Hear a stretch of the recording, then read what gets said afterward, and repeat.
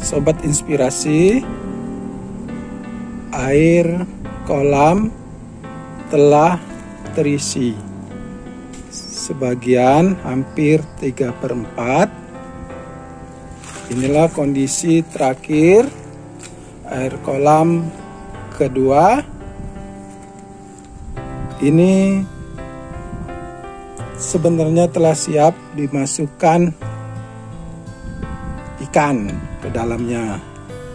Tetapi kalau itu kita lakukan, kita akan boros dalam pemberian pakan. Sehingga supaya kita tidak boros, hemat dalam pemberian pakan, ada perlakuan khusus yang akan kita lakukan. Kita akan biarkan kolam ini terisi dengan air selama seminggu.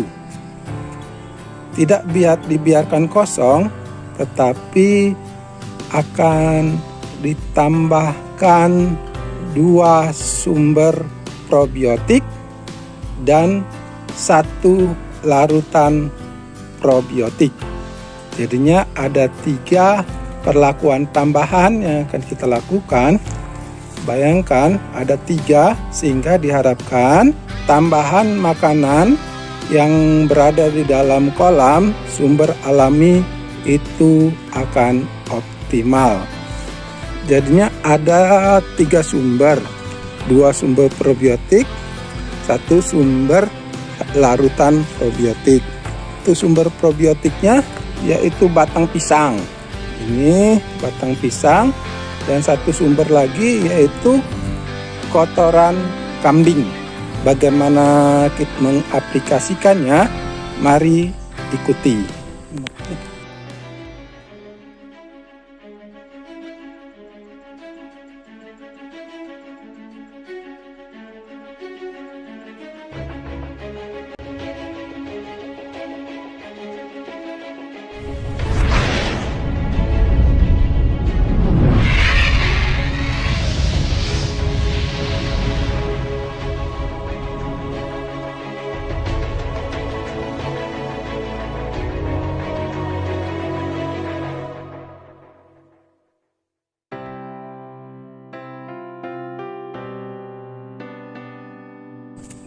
Karena kolam kita telah dalam keadaan kondisi bersih dan tidak ada pembuangan air berikutnya, jadi pastikan batang pisang yang telah kita biarkan selama 3 hari ini kita bersihkan terlebih dahulu. Jadinya ini sobat, ini batang pisang ini telah kita biarkan selama 3 hari kita jemur dengan maksud supaya getah yang ada di dalam batang pisang ini habis, jadinya tidak mencemarkan air kolam. Air kolam tidak menjadi hitam.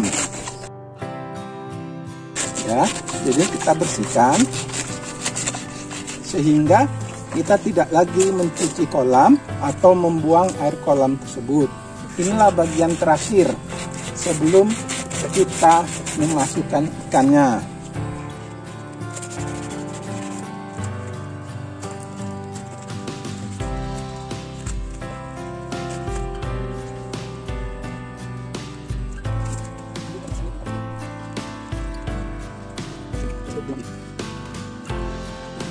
Jadi sobat, batang pisang ini merupakan sumber utama mikroorganisme probiotik, yaitu dengan difermentasikan selama 1 minggu. Kita masukkan beberapa batang pisang. Kecuali itu, batang pisang ternyata mampu menekan patogenisitas bakteri Streptococcus agalactiae yang merupakan patogen utama dan telah menjadi faktor yang menakutkan bagi peternak ikan. Juga dapat meningkatkan respon imunitas sehingga memiliki tingkat kehidupan lebih baik untuk ikan-ikannya. Jadi sobat, ada dua manfaat dari batang pisang ini, yaitu untuk patogenisitas dan juga sebagai sumber probiotik. Demikian juga pada kolam utama, kita tambahkan, kita masukkan batang pisang yang tadi telah kita bersihkan. Ini nanti kita biarkan kurang lebih selama 5 hari lah. 5 hari. Nanti setelah ini kita tambahkan salah satu probiotik yang lain, yaitu kohe, kotoran hewan dari kambing. Kita beralih kepada sumber probiotik yang kedua, yaitu kohe, kotoran hewan dari hewan kambing. Penambahan pupuk kandang itu untuk menumbuhkan plankton sebagai pakan alami, yaitu sebagai sumber probiotik yang setelah kita diamkan selama 4-5 hari dalam proses fermentasi, harapan kita akan tumbuh mikroorganisme yang itu merupakan sumber pakan alami, sehingga menghemat kita untuk membeli pakan buatan. Jadinya kita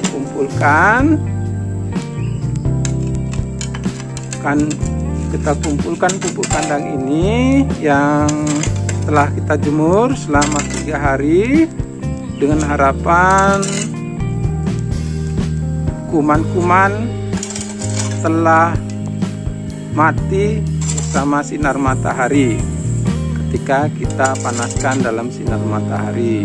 Sekarang akan kita masukkan ke dalam karung, karena memang pupuk kandang ini tidak langsung kita masukkan ke kolam, tetapi kita terlebih dahulu kita kumpulkan dalam karung, lalu kita ikat dan masukkan ke dalam kolam.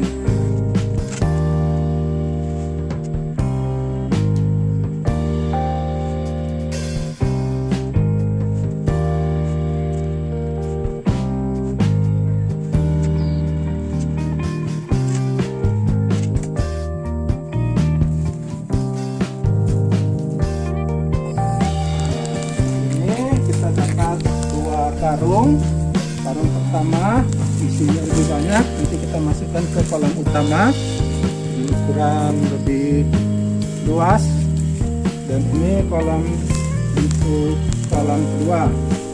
Biasanya terlebih dahulu karung-karung ini kita ikat, lalu bagian bawahnya kita tusuk dengan paku, kita tusuk-tusuk ya dengan paku, lalu kita masukkan ke dalam kolam, tusuk-tusuk.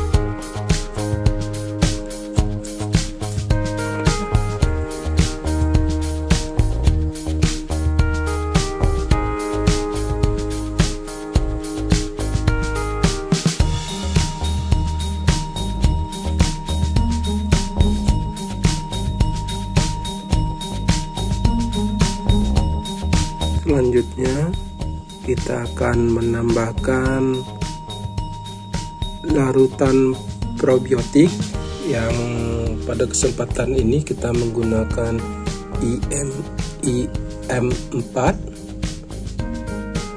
agar larutan IM4 ini dapat segera teraplikasi di dalam kolam. Kita akan mempercepat pengaktifan mikroorganismenya dengan menggunakan gula merah ya.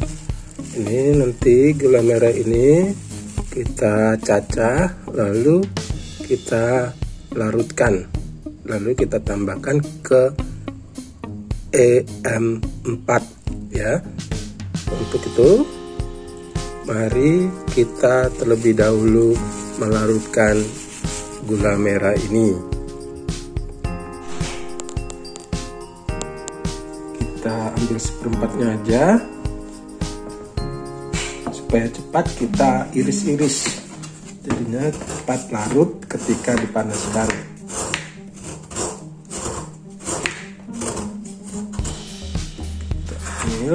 Baik, udah. Lalu kita cairkan.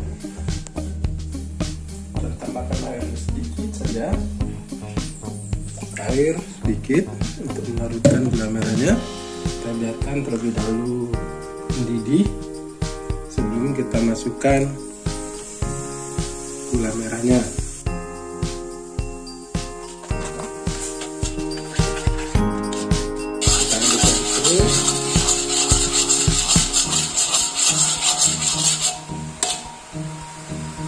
Kita matikan.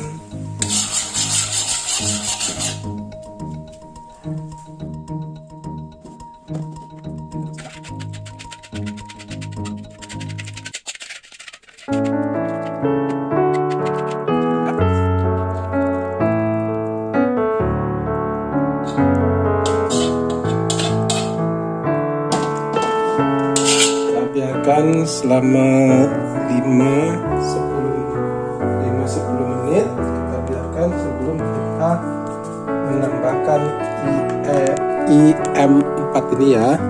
Jadi kita tunggu, kita biarkan dulu hingga dingin ya, perkiraan sekitar 5-10 menit.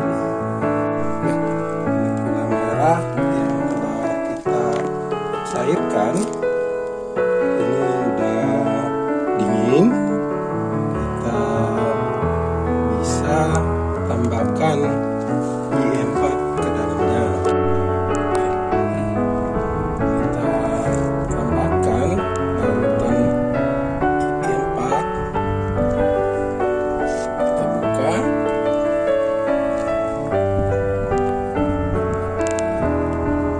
Sekitar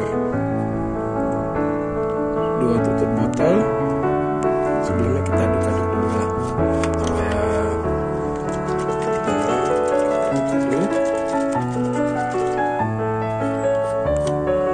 supaya sebenarnya kita bisa menggunakan larutan molase, tetapi kali ini kesempatan ini karena memang stok gula merah masih juga ada di rumah, kita menggunakan gula merah untuk mengaktifkan probiotik IM4 ini ya, supaya cepat aktif kita gunakan gula merah.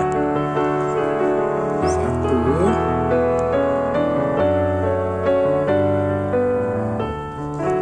2, tambahkan setengah lagi ya,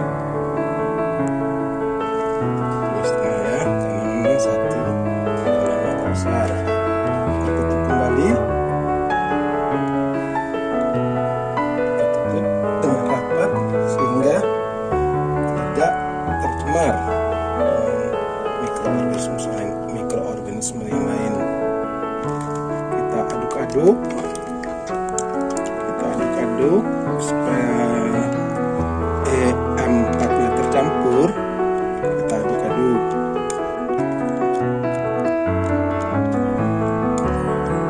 Lalu mari kita masukkan ke dalam kolam.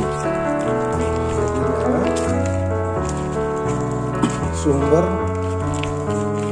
alami makanan ikan nanti itu berasal dari batang pisang dan juga kotoran kambing, dan ini ditambah probiotik EM4. Kita masukkan, kita aduk-aduk.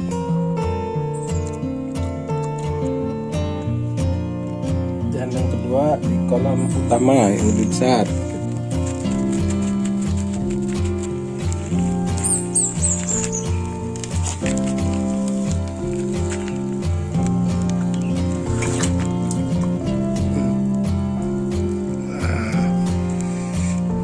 Dengan harapan akan banyak tumbuh mikroorganisme ataupun plankton, zooplankton dan fitoplankton di dalam air ini, sehingga itulah menjadi sumber atau pakan alami untuk ikan-ikan nanti, sehingga tidak terjadi pemborosan dalam pemberian pakan. Kita tunggu di dalam 4-5 hari kemudian.